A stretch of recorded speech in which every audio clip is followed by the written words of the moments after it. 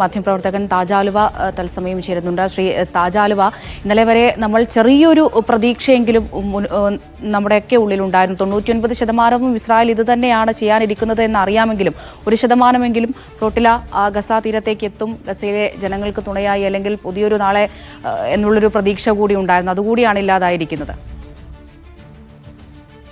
അതെ, തീർച്ചയായിട്ടും ഇത് ഇറ്റാലിയൻ പ്രധാനമന്ത്രിയൊക്കെ ഒരർത്ഥത്തിൽ ഇതിനോട് ഈ വാർത്തയോട് പ്രതികരിച്ചുകൊണ്ട് പറഞ്ഞത് ഇത്തരം പ്രകടനങ്ങൾ കൊണ്ട് അല്ലെങ്കിൽ ഇത്തരം പ്രതിഷേധങ്ങൾ കൊണ്ട് ഒരു കാര്യമില്ല എന്നൊക്കെ അർത്ഥത്തിലാണ്. പക്ഷെ നോക്കൂ, ഈ ഫ്ലോട്ടിലയുടെ സംഘാടകർ തുടക്കം മുതൽ തന്നെ പറഞ്ഞുകൊണ്ടിരിക്കുന്നത് ഇത് വാസ്തവത്തിൽ ഒരു പ്രതീകാത്മകമായിട്ടുള്ള ഒരു സംഗതിയാണ്. കാരണം ഇസ്രായേലിന്റെ നടപടിയെക്കുറിച്ച് എല്ലാവർക്കും വളരെ വ്യക്തമായ ധാരണയുണ്ട്. അവർ ഇത് തടുക്കും.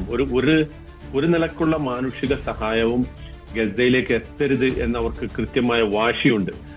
അത് കാരണം പട്ടിണിയെ ഒരു ആയുധമായിട്ട് ഇസ്രായേൽ ഉപയോഗിക്കുകയാണ്.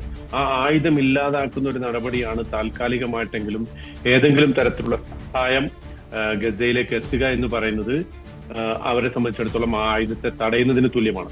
അപ്പം ഈ ലോകത്തെങ്ങുമുള്ള ഏതാണ്ട് 500ഓളം പാർലമെന്റേറിയൻസ് തന്നെ ഇതിലുണ്ട്. പത്രപ്രവർത്തകരുണ്ട്, ആക്ടിവിസ്റ്റുകളുണ്ട്, അതുപോലെ തന്നെ മറ്റ് പല മേഖലകളിൽ നിന്ന് തൊഴിലാളി യൂണിയന്റെ പ്രതിനിധികളുണ്ട്. അങ്ങനെ ധാരാളം ആളുകൾ, ഒരുപാട് രാജ്യങ്ങളിലെ പ്രതിനിധികൾ, ഇവരൊക്കെ കൂടി ചേർന്നുകൊണ്ട് ആഗോള അടിസ്ഥാനത്തിലുള്ള ഒരു പ്രതിഷേധം ഇസ്രായേലിന്റെ ഈ നയത്തിനെതിരെ പ്രകടിപ്പിക്കുന്നതാണ് നമുക്ക് കാണാൻ കഴിയുന്നത്.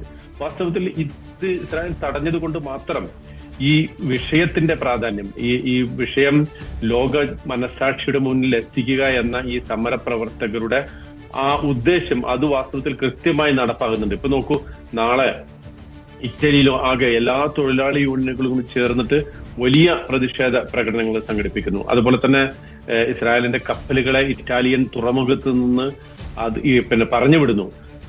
മറ്റു പല രാജ്യങ്ങളും അത്തരം നടപടികൾ എടുക്കുന്നു. ഇത് അയർലൻഡ് ആകട്ടെ, അതുപോലെ തന്നെ സ്പെയിൻ ആകട്ടെ, കൊളംബിയ ഇസ്രായേലിന്റെ മുഴുവൻ ബാക്കിയുള്ള അവരുടെ കുറച്ചുപേരെ നേരത്തെ പുറത്താക്കിയിരുന്നു, ബാക്കിയുള്ള ആളുകളെ പുറത്താക്കുന്നു. അപ്പോ ഇത് വാസ്തവത്തിൽ ഈ ലോകം ഈ ഒരു പ്രഷർ, ഇപ്പോ ട്രംപ് കൊണ്ടുവന്നിട്ടുള്ള 20 പദ്ധതി അത് നടപ്പായാലും ഇല്ലെങ്കിലും ഈ പ്രഷർ ഈ ലോകം ശരിക്കും തുടർന്നുകൊണ്ടേയിരിക്കണം. എന്ന് പറഞ്ഞാൽ ഇസ്രായേലിന്റെ യുദ്ധക്കുറ്റങ്ങളെ വിചാരണ ചെയ്യുകയും അതിന് ഉത്തരവാദികളായവരെ ശിക്ഷിക്കുകയും അവർക്ക് ഇനിയും ഒരു പലസ്തീൻ ജനതയ്ക്ക് നേരെ ഇത്തരത്തിലുള്ള ആക്രമണങ്ങളോ വംശഹത്യാപരമായിട്ടുള്ള അവരുടെ പട്ടിണി ആയുധമായിട്ട് ഉപയോഗിക്കുന്നതോ പോലുള്ള ക്രൂരകൃത്യങ്ങൾ, അന്താരാഷ്ട്ര നിയമങ്ങൾക്കെതിരായിട്ടുള്ള ക്രൂരകൃത്യങ്ങൾ തുടരുന്നതിൽ നിന്ന് ഇസ്രായേലിനെ തടയുന്ന രൂപത്തിൽ ലോകരാഷ്ട്രങ്ങൾ ഈ സമ്മർദ്ദം അത് ഇസ്രായേലിന് മേൽ തുടർന്ന് പറ്റൂ എന്നതാണ്. എന്ന് മാത്രമല്ല, നമുക്ക് കാണാൻ സാധിക്കുന്നത്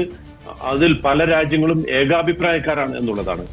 ഇപ്പൊ ട്രംപിന്റെ ഈ പദ്ധതി വന്നിരിക്കെ ഇങ്ങനത്തെ ഒരു സമാധാന പദ്ധതി അല്ലെങ്കിൽ വെടിനിർത്തൽ പദ്ധതി എന്ന് പറഞ്ഞുകൊണ്ട് ട്രംപും നെതന്യാഹുവും ലോകത്ത് ഇങ്ങനെ പ്രഖ്യാപനങ്ങളും പ്രസ്താവനകളും ഒക്കെ ഇറക്കുന്നുണ്ടെങ്കിലും അതിനെ പോലും മൈൻഡ് ചെയ്യാതെ ഈ സമരപ്രവർത്തകർ, ഈ പ്രതിഷേധ പ്രവർത്തകർ അവരുടെ ഉദ്യമവുമായി മുന്നോട്ട് പോകുന്നു. കാരണം അവർക്കറിയാം ഇത്തരം ടാക്ടിക്കുകൾ, അതായത് ഇതൊക്കെ ഒരു പുറമേ ഉള്ള ചില പ്രകടനങ്ങൾ മാത്രമാണ്. പുതിയ വെടിനിർത്തൽ പദ്ധതികൾ വന്നാലും അതിനൊക്കെ മറികടന്നുകൊണ്ട് തങ്ങളുടെ ആയുധ ശക്തിയും അതുപോലെ തന്നെ മറ്റ് മിലിറ്ററി പവറും ഒക്കെ ഉപയോഗപ്പെടുത്തിക്കൊണ്ട് ഇസ്രായേലും അമേരിക്കയും ഗസയ്ക്ക് നേരെയുള്ള അക്രമം തുടരും എന്നതിനെ കുറിച്ച് നല്ല ധാരണയുള്ള ആക്ടിവിസ്റ്റുകളാണ് ഇതിന്റെ അകത്തുള്ളതും.